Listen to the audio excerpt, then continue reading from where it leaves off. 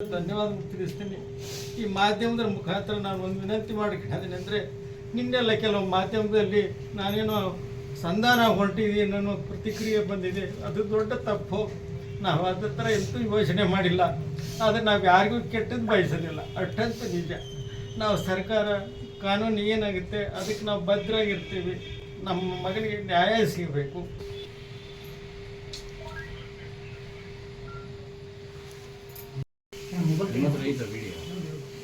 ಮಾತಾಡಿ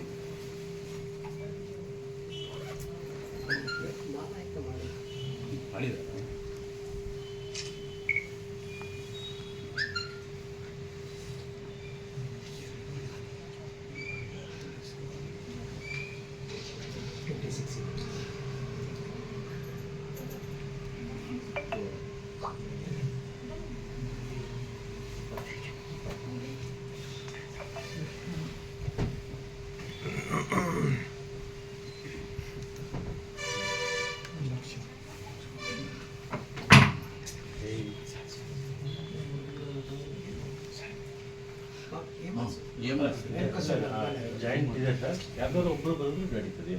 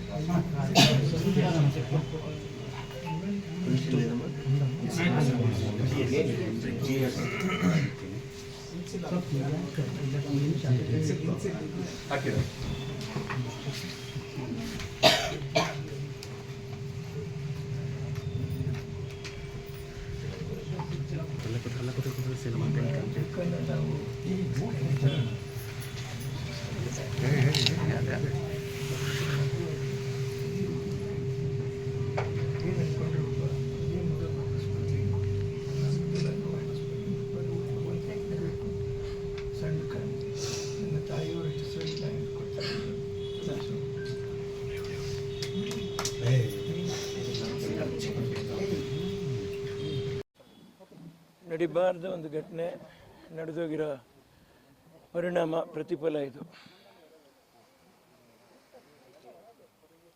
ಪ್ರಾಣನ ಕಳ್ಕೊಂಡು ಮನೆಗೆ ಆಧಾರ ಸ್ತಂಭವಾಗಿರ್ತಕ್ಕಂಥ ಒಬ್ಬ ಒಂದು ಜೀವನ ಕಳ್ಕೊಂಡು ಈಗ ಕುಟುಂಬ ಪರಿತಪಿಸ್ತಾ ಇರೋದು ನೋಡ್ತಾ ಇದ್ರೆ ಕರಳು ಕಿತ್ಕೊಂಡು ಹೋಗುತ್ತೆ. ಜೀವನದಲ್ಲಿ ಮನುಷ್ಯ ಹೇಗೆ ಬಾಳಬೇಕು, ಹೇಗೆ ನಡ್ಕೋಬೇಕು, ಯಾವ ಒಂದು ದಿಕ್ಕಿಗೆ ಮಾನವೀಯತೆ ಸಾಗ್ತಾ ಇದೆ, ನಮ್ಮದು ಮನುಷ್ಯತ್ವ ಸಾಗ್ತಾ ಇದೆ. ನಾವು ಹೆಚ್ಚು ಕಡಿಮೆ ಮನುಷ್ಯರು ಅಂತೀವಿ, ಆದರೆ ನಾವು ಮನುಷ್ಯತ್ವ ಉಳ್ಳ ಮನುಷ್ಯರಾಗಿದ್ದೀವ ಅಂತ ನಾವೇ ನಮ್ಮನ್ನೇ ಮುಟ್ಟು ನೋಡ್ಕೋಬೇಕಾದ ಪರಿಸ್ಥಿತಿ ಕಾಲ ಬಂದ್ಬಿಡ್ತು ಹತ್ತಿರಕ್ಕೆ. ಜೀವನ ಇಡೀ ಸಂಪಾದನೆ ಅಂತ ಅಲ್ವೇ ಅಲ್ಲ, ಜೀವನ ಇಡೀ ಹೆಸರೂ ಅಲ್ವೇ ಅಲ್ಲ. ಜೀವನ ಇಡೀ ಈ ಜೀವಗಳ ಬಗ್ಗೆ ನಾವು ಕಾಳಜಿ ತಗೊಂಡು ಬದುಕುವಂಥ ಬದುಕೇ ಜೀವನ. ಪ್ರತಿಯೊಂದು ಬದುಕಲ್ಲೂ ಜೀವ ಇದೆ. ಜೀವರಾಶಿಗಳನ್ನ ನಾವೇ ಯಾವುದೋ ಒಂದು ರೂಪದಲ್ಲಿ ಭಗವಂತ ತಂದೆ ತಾಯಿಯಾಗಿ ಸೃಷ್ಟಿ ಮಾಡಿಬಿಟ್ಟಿರ್ತಾರೆ. ಈ ನನ್ನ ಮಗು ಜೋಪಾನವಾಗಿ ಬೆಳಿಬೇಕು, ಬಾಳಬೇಕು, ಬೆಳಗಬೇಕು ಅನ್ನುವಂಥ ಆಸೆನಲ್ಲಿ ಬೆಳೆಸ್ತಾರೆ. ಎಲ್ಲೋ ಒಂದು ಚಾತುರ್ಯ, ಎಲ್ಲೋ ಒಂದು ಕೆಟ್ಟ ಸಮಯ, ಎಲ್ಲೋ ಒಂದು ಒಳ್ಳೆಯದು, ಎಲ್ಲೋ ಒಂದು ಕೆಟ್ಟದು. ಈ ಕೆಟ್ಟದು ಜಾಸ್ತಿ ಆದಾಗ ಇಂಥ ಪರಿಸ್ಥಿತಿಗಳು ಬಂದ್ಬಿಡ್ತವೆ. ಇದು ಹೆಚ್ಚು ಆಗಬಾರ್ದೇನು ಜೀವನದಲ್ಲಿ. ಎಲ್ಲರೂ ಇದನ್ನು ನಾವು ಅರ್ಥ ಮಾಡ್ಕೋಬೇಕಾಗಿರುವಂಥ ಮುಖ್ಯವಾದ ವಿಷಯ.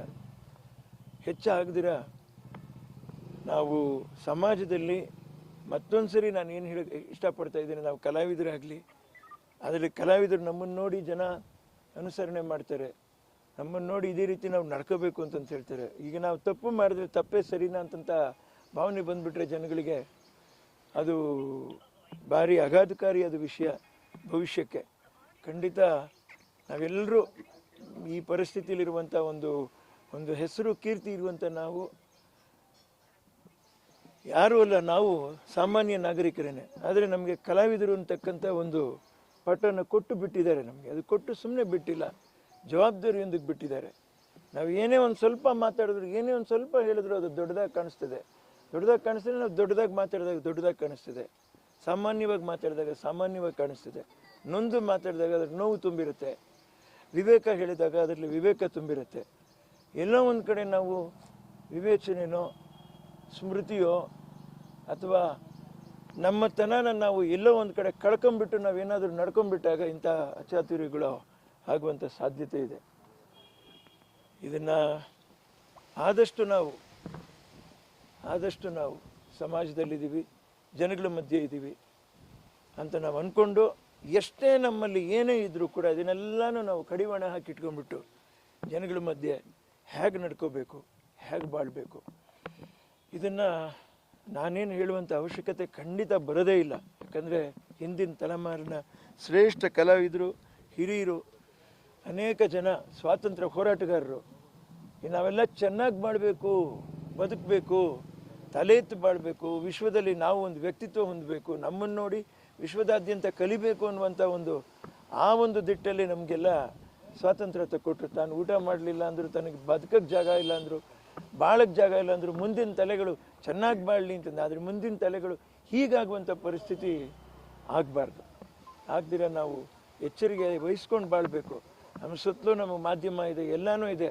ಅವರ ಮಾಧ್ಯಮ ಮಿತ್ರರಾಗ್ತಾರೇನೆ ಹೊರತು ಮಾಧ್ಯಮ ಶತ್ರುಗಳು ಯಾವತ್ತೂ ಯಾರಿಗೂ ಆಗೋದಿಲ್ಲ. ಖಂಡಿತ ನೀವು ತಿದ್ದಿ ಬುದ್ಧಿ ಹೇಳುವಂಥದ್ದನ್ನ ನಾವು ತಿಳ್ಕೊಂಡು ಜೀವನದಲ್ಲಿ ಅನುಸರಿಸ್ಕೊಂಡು ಅಣ್ಣ ತಮ್ಮ ಅಕ್ಕ ತಂಗಿ ಎನ್ನುವಂಥ ಒಳ್ಳೆಯ ಸೌಹಾರ್ದ ಭಾವನೆಯಲ್ಲಿ ನಾವು ಜೀವನ ನಡೆಸ್ಕೊಂಡು ಹೋಗ್ಬೇಕು ಅನ್ನುವಂಥದ್ದೇ ಇದು ದೊಡ್ಡ ಪಾಠ ನಮಗೆ. ಮತ್ತೆ ಇಂಥ ಪಾಠಗಳು ಆಗೋದು ಬೇಡ ಜೀವನದಲ್ಲಿ ಅಂತ ನಾನು ಭಗವಂತನ ಕೈ ಬೇಡಿ ಮುಕ್ಕೋತಾ ಇದ್ದೀನಿ. ನಾನು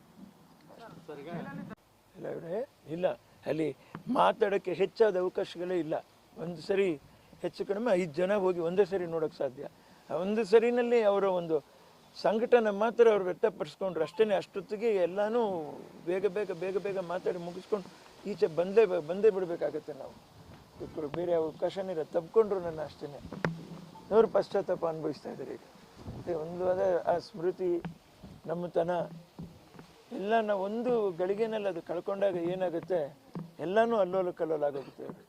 ಕೆಲವು ಏನೋ ಹೊಡೆದ್ರೆ ಆಯಿತು ಪರವಾಗಿಲ್ಲ ಕ್ಷಮಿಸ್ಬಿಡಿ ನನ್ನ ಅಂತಂತ ಹೇಳ್ಬೋದು. ನಾವು ಕ್ಷಮೆ ಕೇಳಿದ್ರು, ನಾವು ಸಾಂತ್ವನ ಹೇಳಿದ್ರು, ನಾವೇನೇ ಕೊಟ್ಟರು ವಾಪಸ್ ಆ ಪ್ರಾಣನ ವಾಪಸ್ ಕೊಡೋಕ್ಕಾಗತ್ತೆ ನಾವು? ಸರ್, ದರ್ಶನ್ ಭೇಟಿ ಆದ ನಂತರ ನಿಮ್ಮ ಮನೆ ವಿಸಿಟ್ ಇಲ್ಲ ರೀ, ಅದೊಂಥರ ನೋವು. ಇದು ಇನ್ನೂ ಭಯಂಕರವಾದ ನೋವು. ಇದು ನಾನು ದಾರಿ ಉದ್ದಕ್ಕೂ ಹೋಗ್ತಾ ನನ್ನನ್ನೇ ನಾನು ಹೆಂಗೆ ಸುಧಾರಿಸ್ಕೊತೀನಿ ಅಂತ ನನಗೆ ಗೊತ್ತಿಲ್ಲ. ನನ್ನ ತಲೆ ಕೆಟ್ಟು ಹೋಗಿದೆ. ಯಾರೋ ಅಜ್ಜಿ ಬೇರೆ ಇದ್ದಾರೆ, 99 ವಯಸ್ಸಿನವ್ರು ಪಾಪ, ಆಮೇಲೆ ಗರ್ಭಿಣಿಯಾಗಿದ್ದಾರೆ.